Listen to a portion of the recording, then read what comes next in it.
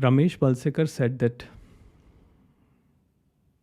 there is none to hate and no one to forgive.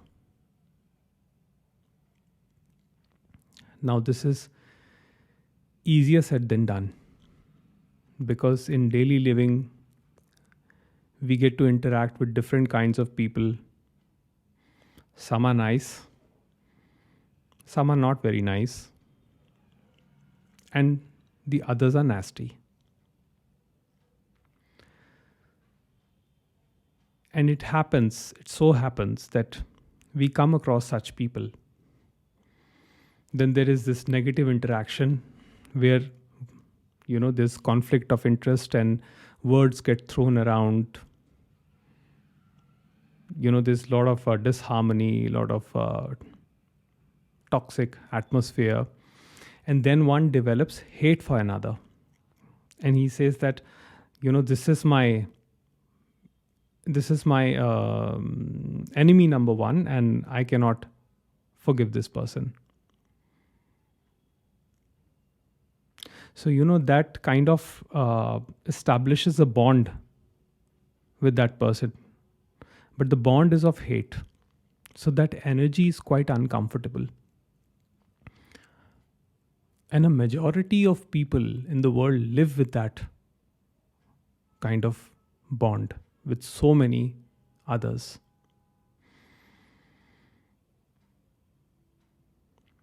I remember a couple of years back when my father passed away. We gathered courage to take care of things which were in a mess at that time. And my brother and my mom, they went to another city, and I helped them settle in that place. And then one day, we decided that we will buy a good luxury car so that, for my mom and my brother, the things become easy. So my mom and my brother, they contributed the money and they decided to buy a good luxury car. And me and my brother, we went to this dealer. And the dealer said that, okay, you pay the money, the car is ready. And he said that tomorrow I will deliver the car, you pay me the money right now. So we said, okay. So we wrote a check, right? And it was quite a substantial sum compared to Indian standards, of course. It was a luxury end car. We paid the money, and the next day the dealer tells us that there's going to be a slight delay. There's a shipment problem and this and that, and it's going to take a week's time. So we said, okay, fine, no problem. We waited for a week, and then again we approached him, and this time he was not there. One of his junior associates was there, and he said that it's going to take some more time. So this kept on going, and even after 45 days, we did not have the car. So now I thought that I should take help of the law. So one of my friends helped me with that. We filed a police complaint, and we also hired a lawyer to fight this case. Even the dealer met us, when he came to know about the case, and he said that I'll try to return your money as soon as possible. And we said, okay, if you return the money, we'll withdraw the case. But he did not do so, or rather he could not do so. And then the case went on as it happens in India. It was like, even after 2 years, there was no solution. There was a non-bailable warrant also in the name of that person, but he was absconding. And, that whole mechanism was absolutely absurd. Like, there was no solution to it. And at that time, I did not know anything about teaching, or I was not on a spiritual path. I was a complete materialistic guy. So initially, there was a lot of anger. You know, I would just call their showroom, and I would speak to their manager, and I would just, be. I just used foul language. I just wanted to vent my frustration at anybody there. I could get hold of. And while it seemed to give some relief in the moment, a very hollow feeling, used to engulf me afterwards. And at some point, I thought that I don't think I'm going to get back my money. So how am I going to deal with this loss? Because it's a blow to the ego as well, that somebody took your money, somebody fooled you, took your money. The ego takes it like that you've been cheated. That means you were foolish. And there were many people, who would talk like that. You shouldn't have paid the money up front, and you shouldn't have done this, you shouldn't have done that. We will teach that guy a lesson. We will catch hold of him. We will do this, do that. But you see, at one point I thought, why should I subject myself to this kind of a horror? I know that what's done was not right, and I did whatever I could do in my power to get the money back. But what am I gaining by keeping this thread of hatred for that dealer alive? So, a thought came to me in that moment, and that was the moment of clarity for me. And the thought was that this dealer is your brother. He is your brother. And he just took what was due for him. Otherwise, the money would not have gone to him. So the money has gone to your own brother. So why keep hatred towards them? Now, this is something which is not easy for the ego to accept, because this seems like a rationalization. But you see, this was a very sincere feeling, because it gave me a tremendous relief after that. No ill feeling towards anything. And I accepted it as a happening, as the will of divinity, that this had to happen.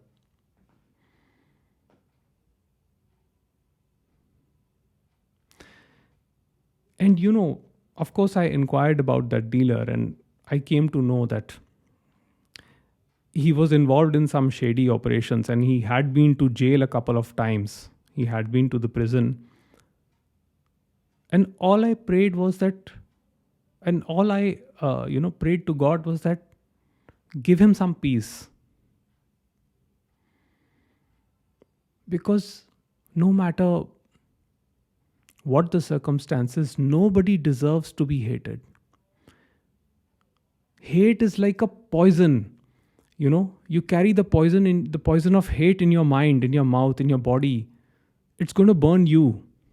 It will burn the other person as well, but it's going to burn you as well. Nobody deserves to be hated. Of course, you can keep your distance with people you don't get along. That's fine, absolutely fine. I'm not going to go to him and, tell him that, oh, you are like my brother and I forgive you. And who am I to forgive him?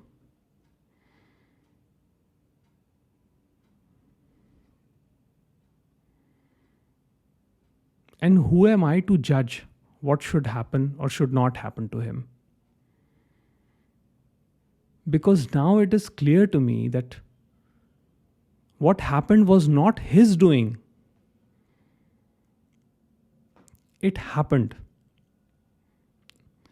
And why should I keep the guilt of losing my money when it was not my action?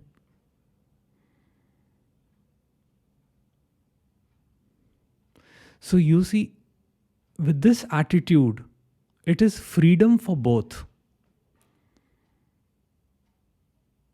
If it happens so that you have a friend at one point with whom you did not get along, or you had some differences and you grew apart.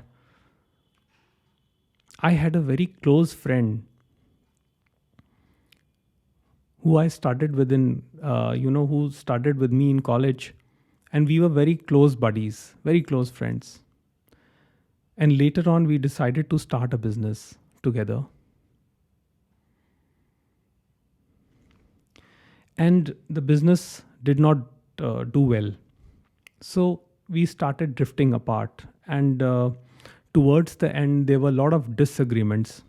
This was very early in my career.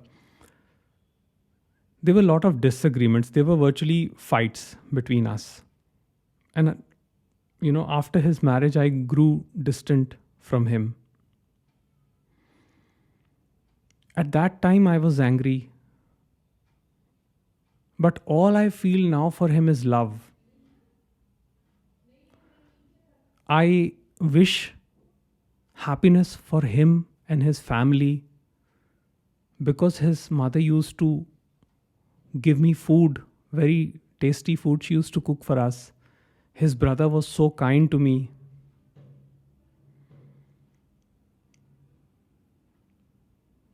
God willing, maybe someday we will cross paths and meet each other again. But I want to remember him always as my friend, my closest friend. And he is here in my heart. I wish him all the best. I wish both my brothers all the best. The brother who took the money for the car, and the brother with whom I distanced myself. I wish them both well. Because what happened was not anybody's fault. Because if I am not the doer of my actions, even they are also not the doer of their actions. And it is the same consciousness that powers us all. It is the consciousness that animates all this happening. So, what is the point of creating this hate and resentment and guilt and shame?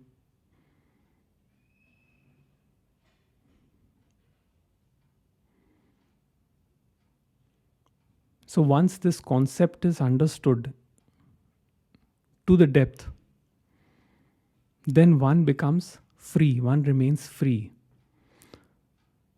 It's not necessary that you have to mend your ties with everybody you did not get along with. That's not what I'm saying.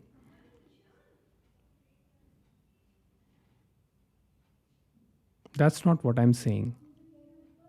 What I'm saying is that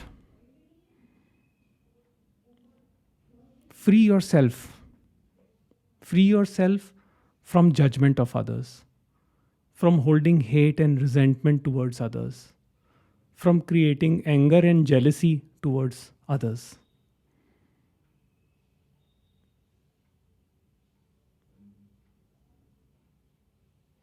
That is all there to it.